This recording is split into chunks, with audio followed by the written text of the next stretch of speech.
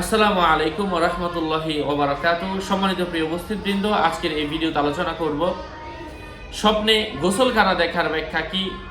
আলোচনা বুঝতে এর সাথেই থাকবেন। যারা এখনো চ্যানেলটি সাবস্ক্রাইব করেননি সাবস্ক্রাইব করতে ভুলবেন না। ভেরিফাই চ্যানেলের ডেসক্রিপশন বক্সে ক্লিক করলে পেজ এবং আইডি আসবে। এটা ছাড়া অন্য কোনো পেজ নেই, আইডি নেই, মনে হোয়াটসঅ্যাপ নেই, টিকটক নেই। নাম ছবি দেখে বিভ্রান্ত হবে না। প্রত্যেক ভিডিওতে আলাদা আমি সাবধান করি, সতর্ক করি। স্বপ্নে কোনো মানুষ যদি গোসলখানার মধ্যে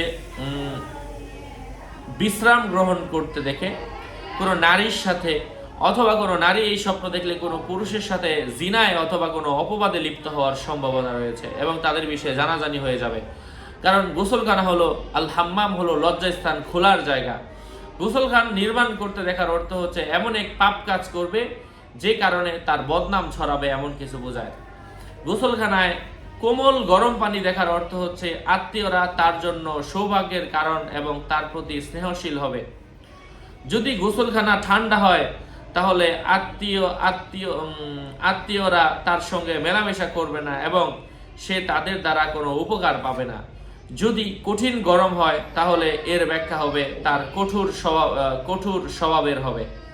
তাদের কঠোরতার কারণে সে তাদের মাঝে হঠাৎ রসিকতা দেখবে না। স্বপ্নে গরম ঘরে প্রবেশ করতে দেখার অর্থ হচ্ছে তার স্ত্রীর ব্যাপারে তার খেয়ানত করবে। যদি গোসলখানাকে দুনিয়ায় প্রাচুর্যের সঙ্গে যুক্ত দেখে এর অর্থ হচ্ছে অল্প বর্জনকারী হওয়ার সম্ভাবনা রয়েছে। গোসলখানায় প্রবেশ করতে দেখার অর্থ হচ্ছে জ্বরের আলামত বুঝতে হবে।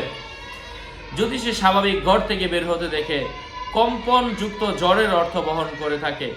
গোসলখানায় দেখা কারো কারো মতে চুরি, জিনা, ব্যভিচারের অর্থ বহন করে থাকে।